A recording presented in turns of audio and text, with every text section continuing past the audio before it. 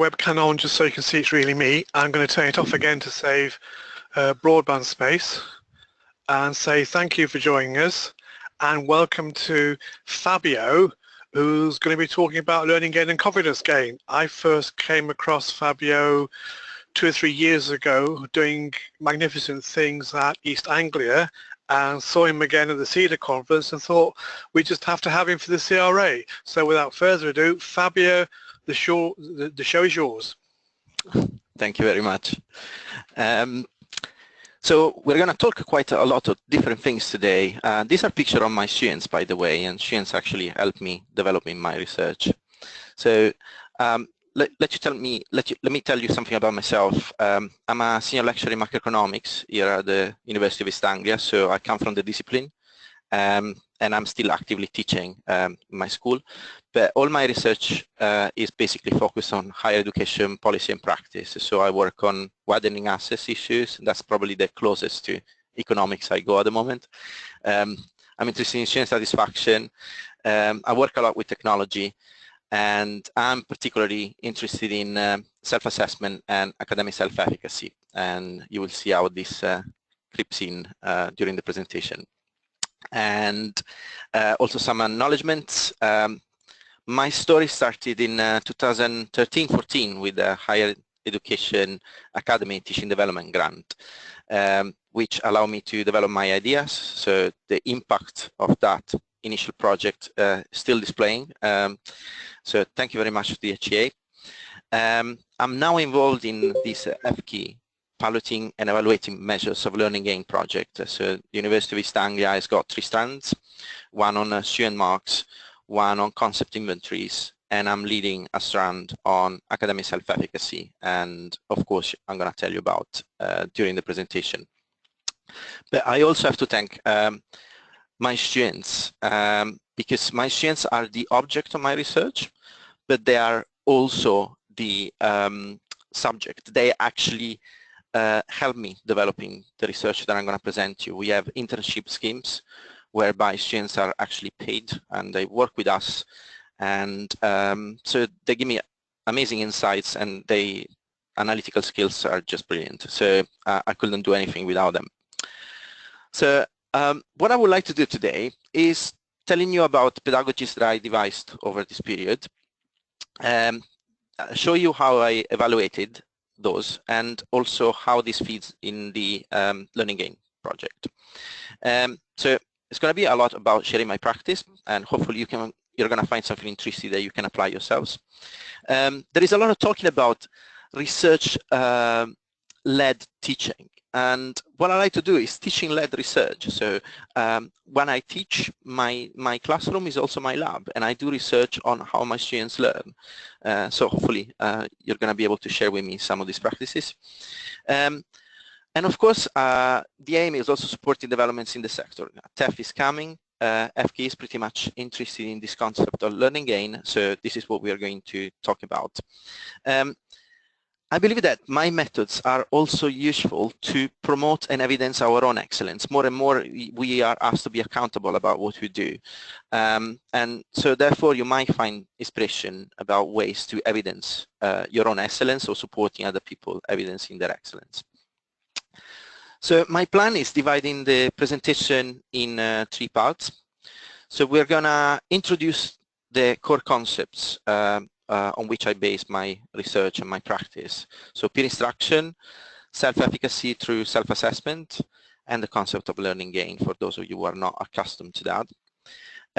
In the second part, which is going to be the longest, I'm going to describe my practice.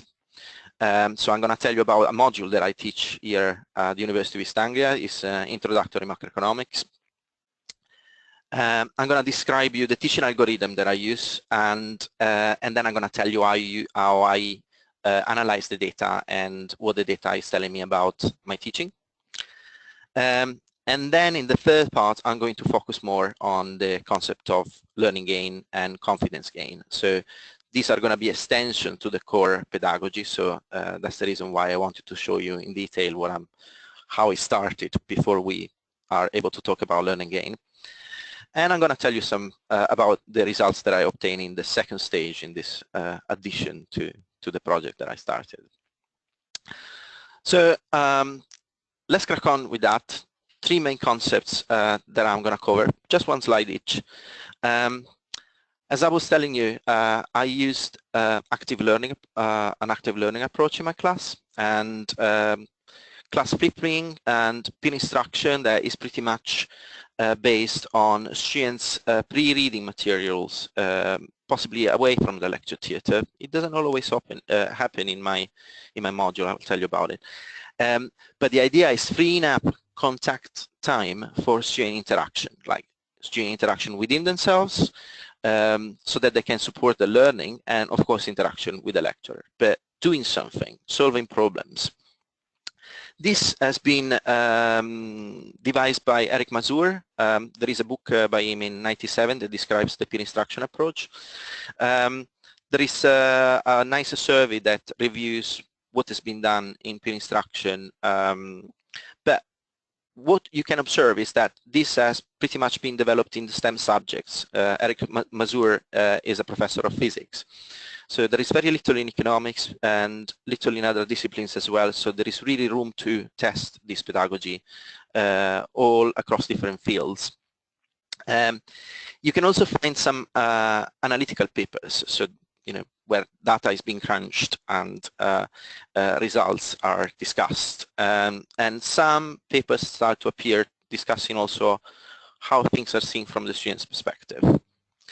What you wouldn't be able to find much in literature is the integration of a peer instruction approach with self-assessment practices. And this is where I think I brought my original contribution.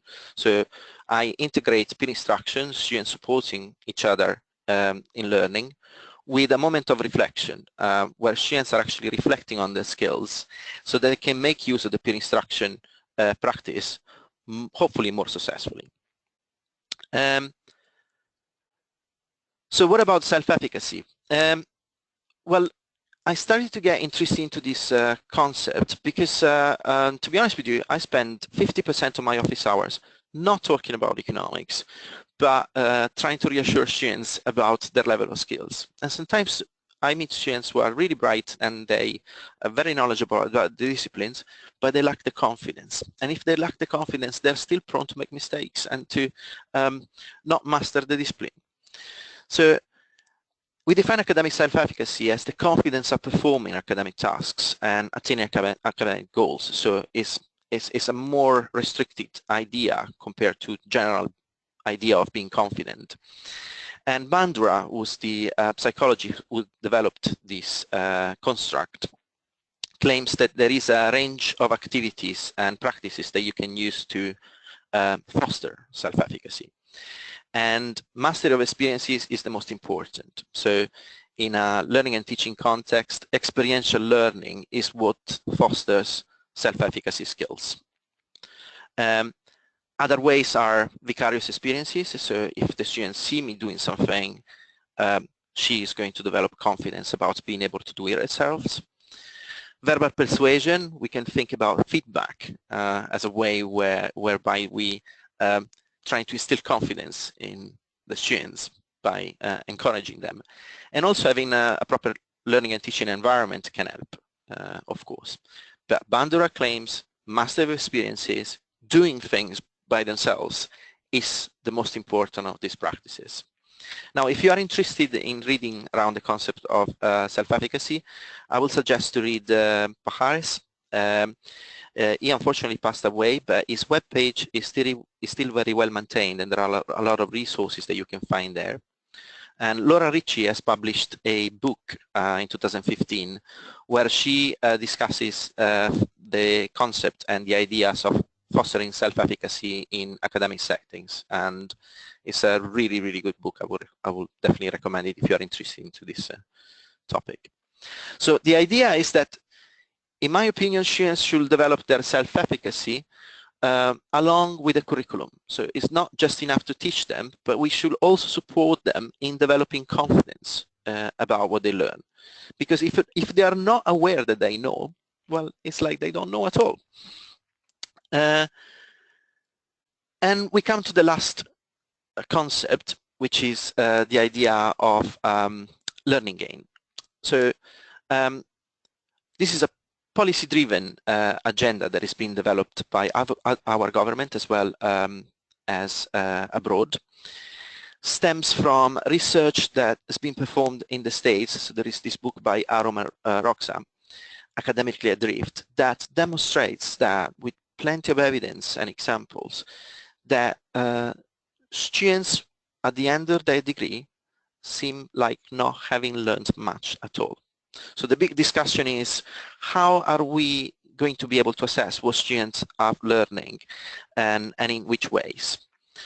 So the OECD has launched a big project called IELO, and you can find reports from 2011 and 14 on assessment of learning outcomes, whereas Britain and the United States have focused much more closely to the concept of learning gain, which is defined as the distance run in general term by students over the course of their academic journey. And there is a report by Rand published by McGrath and others that you can read about that. So EPKI has commissioned research on piloting and measuring learning gain. 13 universities have received funding from EPKI to develop this approach, and there is a network, conferences and exchange of ideas, and the final objective, we will see, is having outputs of this research project to feed into further and more advanced versions of the teaching excellence framework that is started a couple of years ago. So there is much excitement, but it's also a big challenge. And so what I'm going to do today is showing you how I face the challenge in my own way. So a little reflection on this concept. There is a big discussion about metrics, and the higher education system is now being made more accountable in all sorts of ways. And very often the reaction is actually saying no more metrics. These are biased, these are not measuring what we want. Personally, I believe that metrics are important. Perhaps they're not the only item on which we should rely when we design our education policies. But the important thing is just measuring what we value. And well, the response that I give is that I value student confidence. In my opinion, student confidence is extremely important, and therefore I'm going to focus on that. So let me tell you about my approach. So I teach a large module in Introductory Macroeconomics. We got quite a wide range of students. I'm going to show you data from the past 3 years. And I got lectures, so I still give lectures where I interact with students. Then we got small group seminars where students are solving a pre-assigned problem set. And we got workshops. And workshops are my pride and joy. This is where the true active learning takes place. Students walk into a problem set that they've never seen before. And of course, the assumption is that they assimilate material and then discuss. And I'm going to show you the algorithm that I use to conduct workshops. All our students are endowed with the audience response system, so they got clickers like this one, and they interact with us. And of course, I can track everything they click from the beginning of the journey to the end. The clicker's got a ID code on the back, which allows me to recognize the students and track them. And let me assure you that this has been gone through thorough ethical approval process, so students are aware about what is happening, and I can use the data to perform research as well. So what's happening with this teaching algorithm? So all based on multiple choice questions. Students are facing a question. There are 4 possible options. They click through what they think is the correct answer. I don't reveal the answer. And instead, I ask the students to rank their confidence about having given the correct answer. So this is going to be on a 4-level like a scale. So students are going to rank their confidence. And in this case, I show the distribution so that students know what is the feeling in the classroom. After that, I invite students to talk to each other. So students exchange information, they discuss about what is the correct answer, they sketch diagrams and try to solve the problem. And guess what? I ask for the second time exactly the same question. And this time I reveal the distribution of answer, I show what is the correct answer, I pick up any further question the students might have before we move to a new question. And then, of course, what I can ask myself is whether students are correctly self-assessing and whether the discussion they have through peer instruction increases the number of correct responses so that we generate learning in the classroom.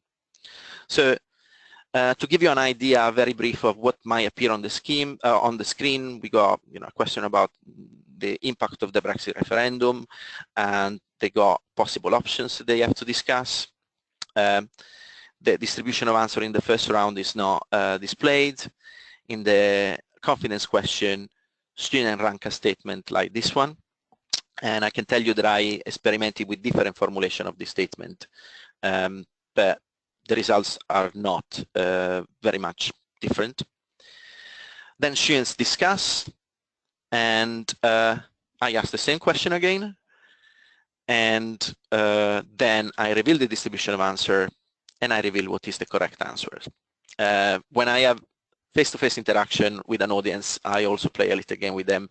Unfortunately, we cannot do that today, but I think you got an idea about what's happening in the classroom. And this goes on for 8-10 questions according to the material that I designed.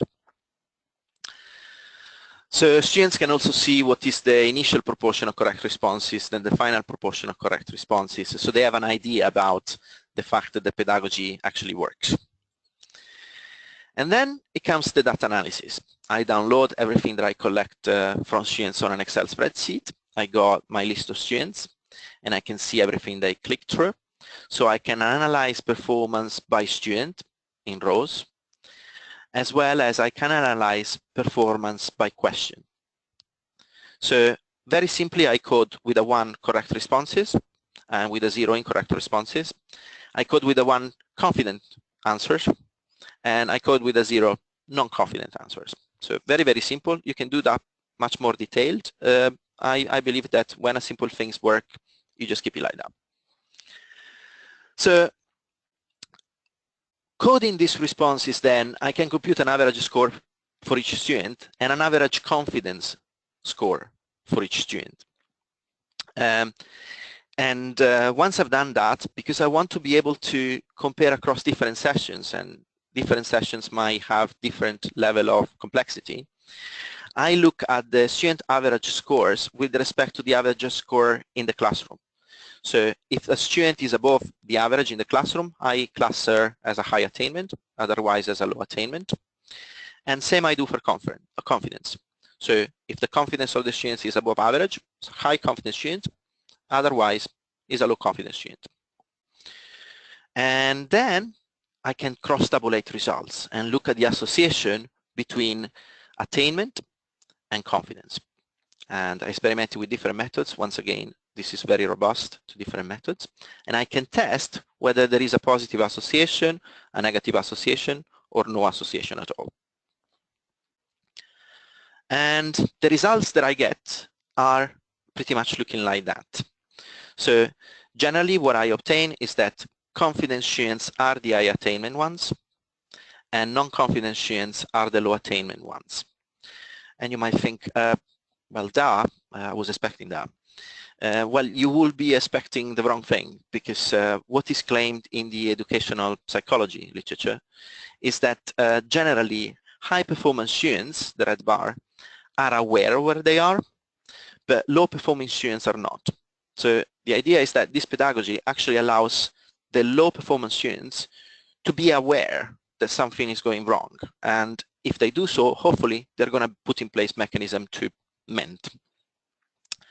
So out of the workshops that I ran over the year, the first time that I ran this exercise, 5 sessions out of 7 worked perfectly well. This is when you see the red value here.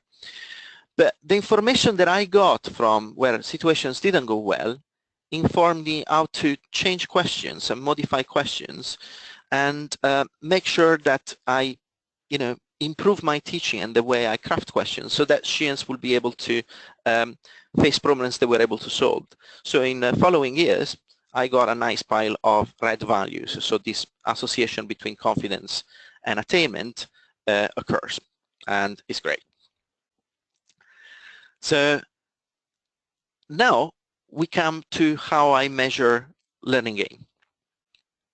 And very simply, I look at all the questions that I've been asking students along the year. I look at the proportion of correct responses the second time that I ask the question, and I subtract that the number of correct responses the first time that I ask the question, and that gives me an idea of how the number of correct responses have changed just thanks to peer instruction, just thanks to the fact that students have been talking to each other and they've been able to exchange information. So this learning gain measure gives me an idea of the effectiveness of peer instruction in my learning environment. So then what I want to do is finding the correlation between this learning gain measure, the initial proportion of correct responses, and the level of confidence displayed by students in the classroom. And then of course I control for whether a session was at the beginning of the year or the end of the year, because they might have different levels of complexity. So the results that I get, those of you who are not familiar with statistics, don't worry, I'm going to talk you through all that. I got a set of correlation coefficients here. So the correlations are with learning gain. And what I can show you is that when the correlation coefficient associated to the proportion of correct responses the first time I ask a question is negative. What does it mean? Then when the initial proportion of correct responses is low, the learning gain that you're going to generate in the classroom is going to be large. That means that peer instruction is actually working. Yeah. Obviously, if a lot of students have already answered the question correctly, the learning gain is going to be small. So this allows, the pedagogy allows students to catch up and to get everybody on the same page, which is great. Another good result, in my opinion, is that the correlation coefficient of confidence is not significant. So this means that how students are feeling doesn't affect their learning in the classroom, which is very good news. So confidence doesn't affect the learning process as it occurs. And so if we want to summarize the findings of this first stage of the project that I ran, we can claim that there is positive association between confidence and attainment. So students are able to self-assess their performance. And if they're able to self-assess, they can self-regulate as well, which is great news. There is a negative association between learning gain and the initial proportion of correct responses, which means that we are displaying a catch-up effect. Yeah, everybody gets on the same page at the end of each learning algorithm. And confidence is not affecting this process. I also ran evaluation with the student population. I'm not going to show you the data, perhaps later if you are interested and if we have time. But asking either directly or indirectly students which was the most useful way to learn in our module, 50% of the population alone claimed that workshop sessions were actually the most useful, where they felt they learned the most. So this is another indicator that the pedagogy is successful. So this is the set of findings that I had before I started working with Learning Gain. And now I can show you how I extended the algorithm to measure learning gain.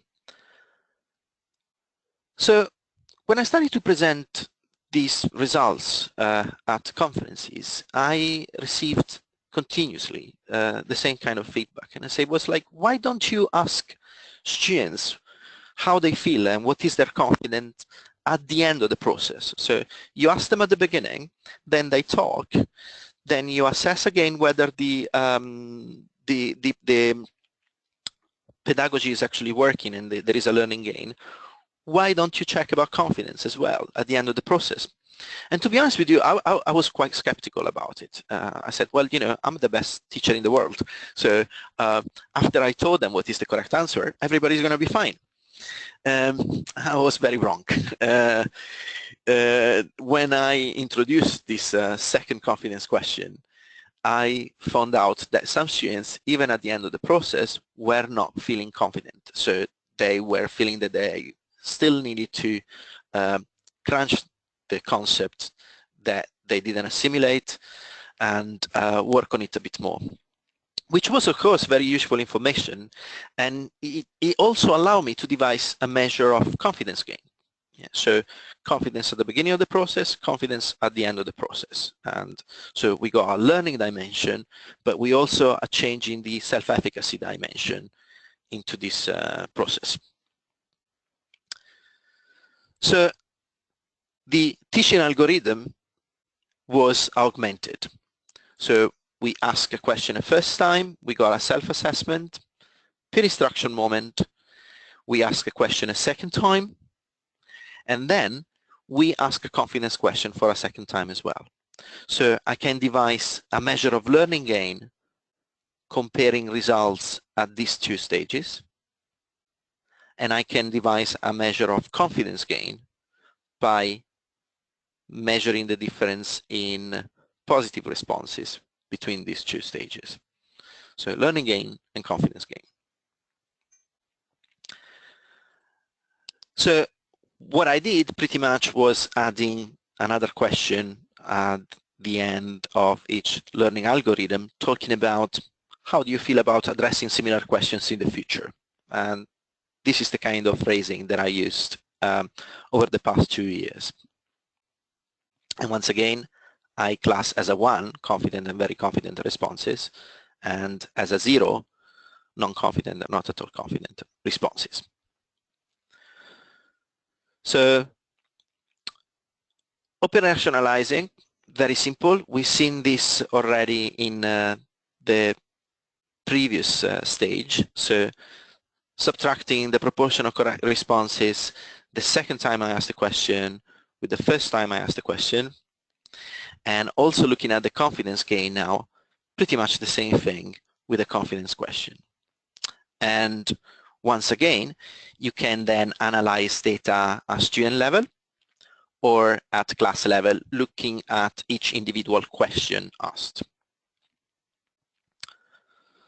So for each of the sessions that I taught, this is going to be data from last year. Last year is the first time that I actually introduced this addition to the algorithm. I can compute the learning gain score and the confidence gain score for each student. And once again, I cross-tabulate. So that is exactly according to the same methodology that I shown you in the previous slides. So I class students as displaying a learning gain above average and below average, and displaying a confidence gain above average and below average. Very, very simply. And cross-tabulating the results. And if you find that the majority of data clusters here and here, of course you got a positive association. So running Fisher's test, you're able to display this association. And the results that I obtained is that in 7 out of 8 sessions, this pattern actually emerges. So you got positive association between confidence and attainment. So students who are learning, they are also changing their confidence in positive. They are developing confidence. So learning gain and confidence gain are positively associated. What I can tell you about the 8th session, the association is present. The p-value is not as significant, but still it's borderline. And it was a very, very hard session. Like the very final session is always the one that gives me more problems. And probably it's good information for me as well, in the sense that I should spend some more time thinking about crafting questions that students can discuss, and they can generate the opportunity to learn more from each other. So once again, this is not just about presenting results to conferences. This is not just about feeding into TEF, hopefully. But what I'm doing is really helping me becoming a better teacher because I can actually learn from the data and change my own practice as I go along.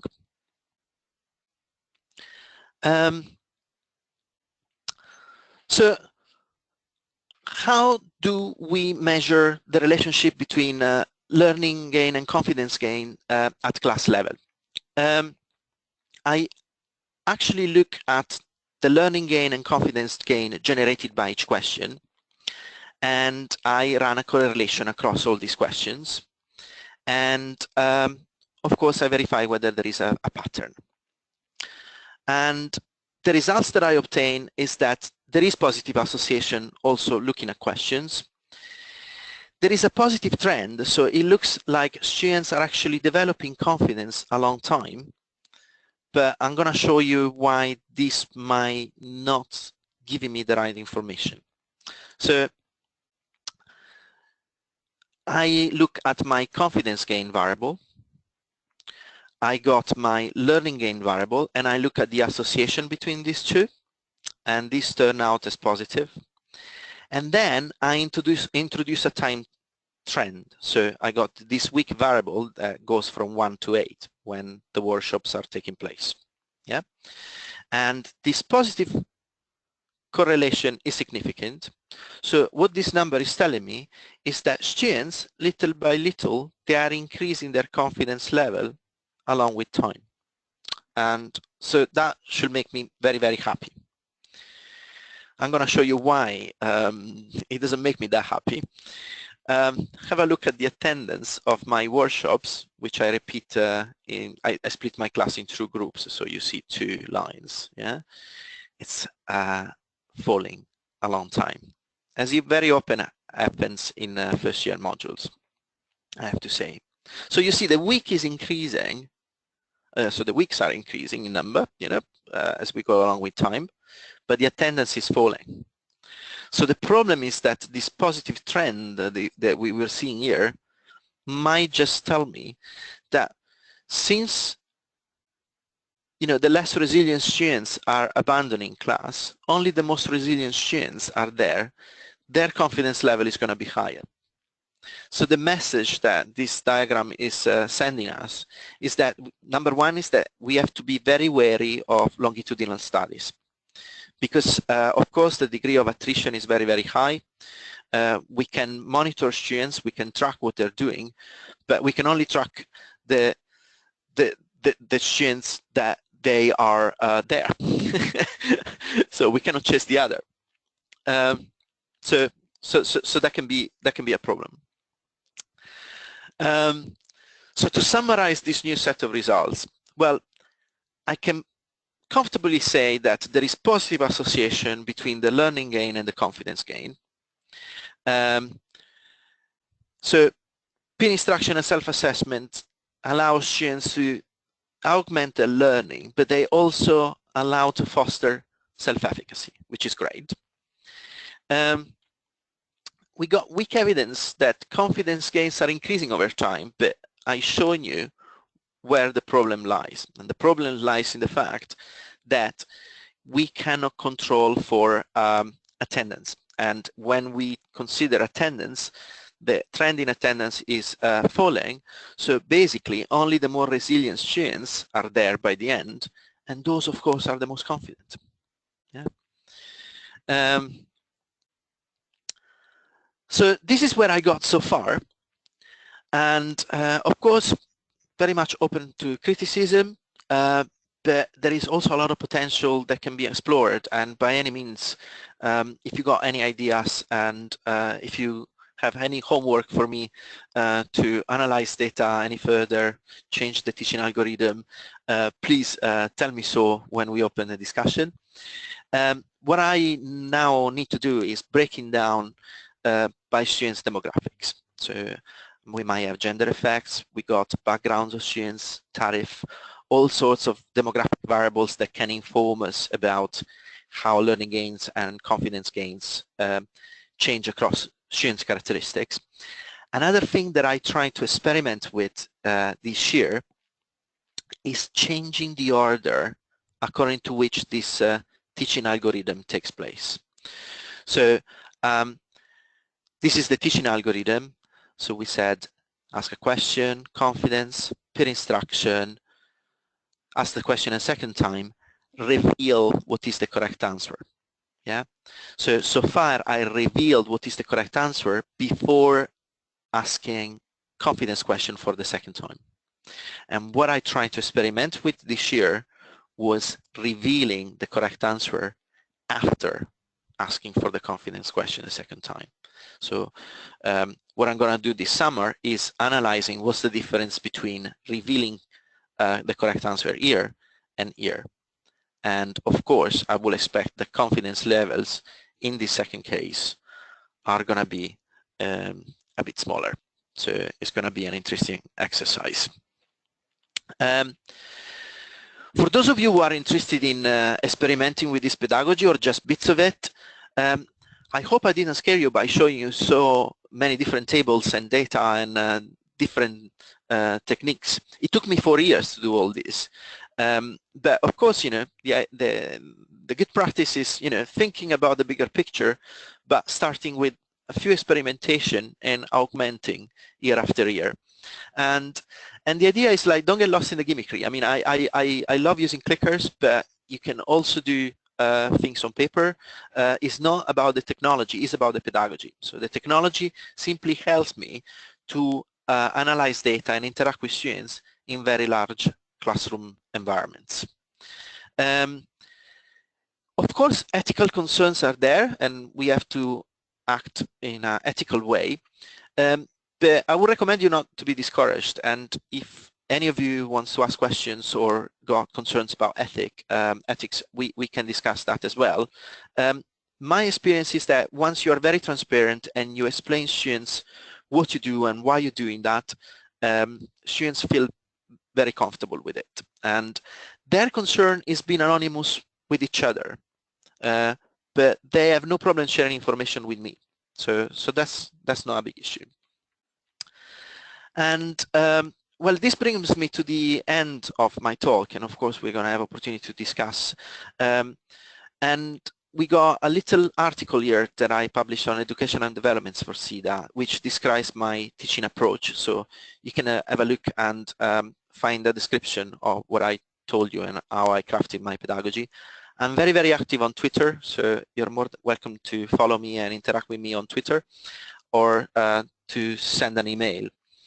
And now I will say that we are ready to collect questions if you got any, or if you want me to get back and elaborate on particular aspects of the webinar that I covered in previous slides, please do so. Fabio, that's marvelous. Folks, any questions, comments, queries?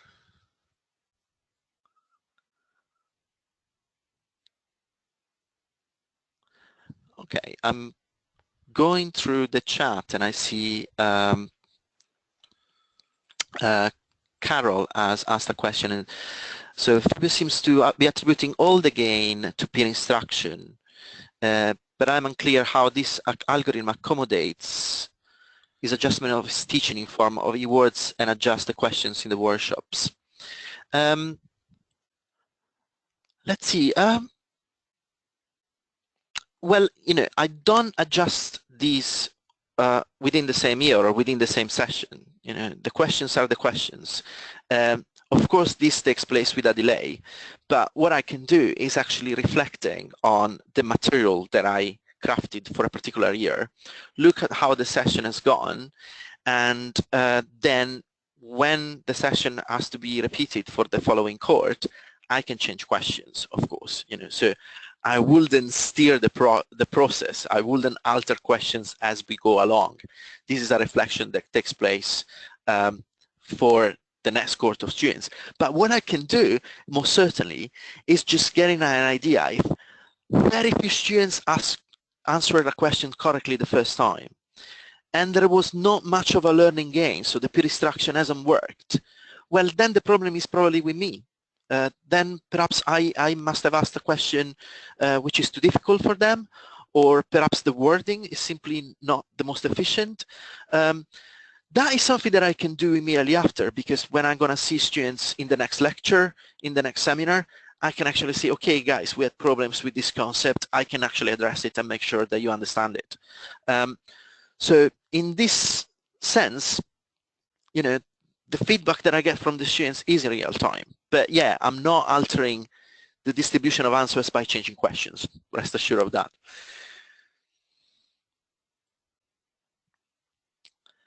Fabio, you got a question from Susan. Why did you use a 4-point confidence scale, then reduce it to binary for the analysis? Simply for, I mean, it was the first time that I was analyzing this chunk of data. I got so many questions. I was just simplifying it that for computational simplicity was the best way to proceed. When I'm going to get into multi-level modeling and when I'm going to look at student characteristics, my plan is actually looking at all the 4 levels. There is another strong, intervention that I made, which was not giving students the middling category. And the reason was that I was concerned that all students, so the idea is strongly agree, not certain, that would be the middling option, disagree, strongly disagree, So I took away this middling option because I wanted students to take a stance. I wanted students to tell me, are you confident? You're not confident. Don't sit on the fence. I'm still debating on whether I should do so or not, and my fear is that a lot of students will say, yeah, I'm not sure, and I would very much like to hear what you think about it and whether I should experiment with that or not. Once again, my fear being that everybody will cluster around there. But yeah, that's pretty much the explanation, computational simplicity. Thank you, Fabio. Any more questions, comments, queries? Like we got a question from Larissa. So clicker devices created specifically. No, not really. This is so in my particular case, I use turning technology and Turning Point. So these are multinational companies that are acting worldwide, and this is the company that the whole University of East Anglia uses to manage audience response technologies. And there are many other solutions on the market. You can use Socrative, which is another well-known platform. There are a lot of competitors, so you can check the one that is more suitable for your own needs. But no, what we did, we were in the position of being able to purchase clickers and give them to the students, so that we can actually track each individual students along time. But the idea is that if you don't have a budget to invest on clickers, you can very easily download an app on a mobile phone, and students can interact with you on a mobile phone. And using a clicker or using a mobile phone is perfectly interchangeable, and many other platforms are doing so. So the answer is no, is a very standard technology that I use for my particular needs.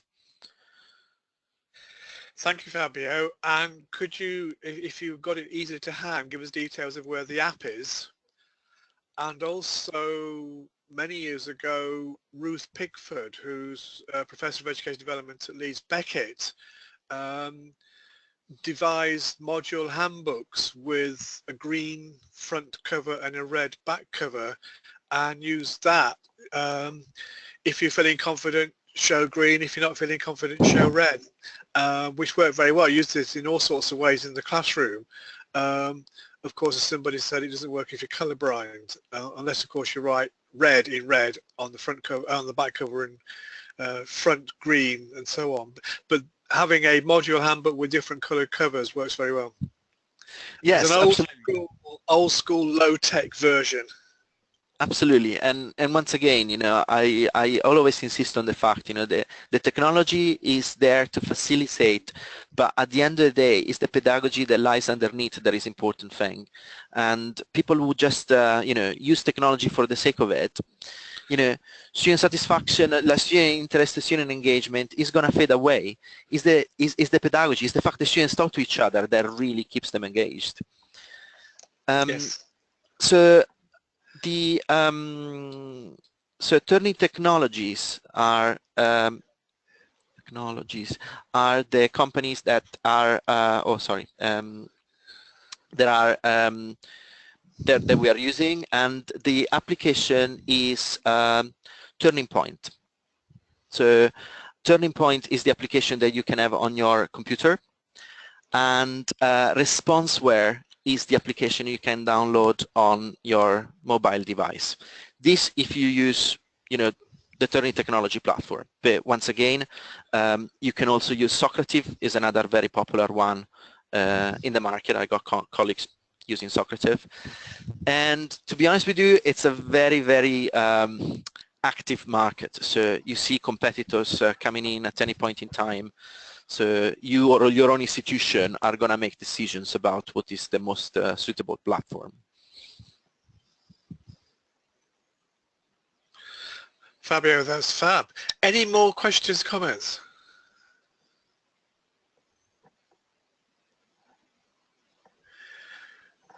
Can I ask you, Fabio, will you come back next year and tell us how it's working longitudinally?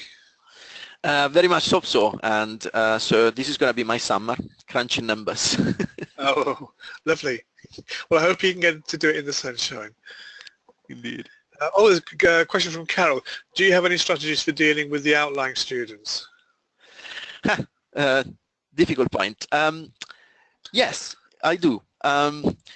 What I do with my students, I provide, aside from all the data analysis, and this of course is for myself, I of course share the results of each polling session on our virtual learning environment. And I have a spreadsheet where I can track students and I can see how they're doing, I can see if they're in, if they're in, they're out, and I got their email addresses as well. So what I do, and I wish I had time to do it even more often along the year, what I do is mail merge. So I craft templates in Word where I say dear, and I got the field for the name of the student. This is your performance, this is your attendance, these are your confidence level, and these are the class level. So each student can see themselves against the average in the class. So they see if their attendance is above average, below average. You can see if their scores are below average or below average, so on and so forth. And then I hit a button and 250 emails go out.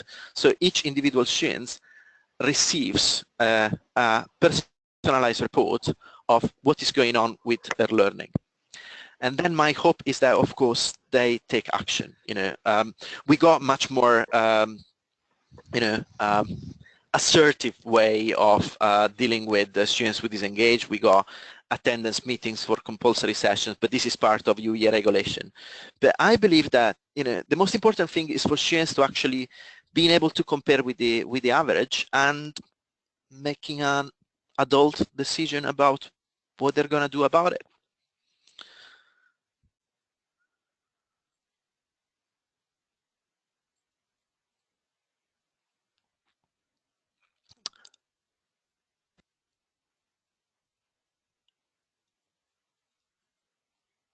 And Carol was also saying something about, what do you do about those who are confident but low achieving? Well, the best way is for them to actually see that in fact their performance is not great and they are below average. So if they see that, they should be able to self-regulate what's happening. I mean, most certainly what is missing in my analysis, I'm an economist, so of course, I come from a quant analysis background. But what most certainly I need to do now is getting down to run focus groups and interviews, and most certainly has to be somebody else and not me because I'm the lecturer, to find out really what is going on in their mind, what they think about the process, so that I'm going to be able to get more rich qualitative information that can be cited to my numbers. That for sure. Fabio, the question from John, have you defined or do you use the definition of confidence gain? Is it specifically with regard to the learning gain in the same sessions, or do you think it can be extrapolated to general wider gains in confidence, e.g. confidence in terms of self-promotion? You know, it's been a very pragmatic way of defining learning gain, confidence gain. You know, so basically it's pretty much how students feel at the beginning of and at the end of each iteration of the learning algorithm. You know, the concept of self-efficacy on which everything should build upon is a very specific one. So, for instance, I can tell you that, you know, I'm a confident person, but I'm not very confident at driving. So that means my self-efficacy at driving is low, even though I'm a confident person. So self-efficacy should be always pointed to a specific item, and that specific item is the specific learning outcomes of that question. You know, so I wouldn't dare that I can actually generalize that to a wider ground, but most certainly I need to think more about that. You know, this idea came for a very specific purpose. I just wanted to be able to measure self-efficacy along with time, but yeah, it's food for thought. Yeah, I was going to ask, is there a way in which the work that you're doing is feeding into students' results in other subjects? Not yet. Of course, you know, I devised this, and now it's been rolled in other disciplines, for instance, and little by little my colleagues are also picking it up. But what I would like to do is actually tracking that along the 3 years. I believe that starting off with first year is very, very important, because students come in from different backgrounds and they lack confidence. And to respond to Carol, she asks if I offer additional support. Yes, I definitely do. So when I email students who are underperforming, for instance, I do tell them to come and see me. I have dedicated office hours for student support. So in fact, this is part of my duties at school level. So I definitely do that. Fabio, that's marvelous. I think we've probably exhausted the possibilities. Can I thank you so much for the hours just sped by, and I'm sure that all of us are going to go away and start to see how we can use some of these ideas for ourselves. So everybody, can you please give a big thank you to Fabio. Fabio, thank you so much. Thank you for having me. Our pleasure. And I think we're done. So bye-bye, everybody. And we'll turn off. Thanks, Fabio. Take care. Take care. Bye now. Cheers.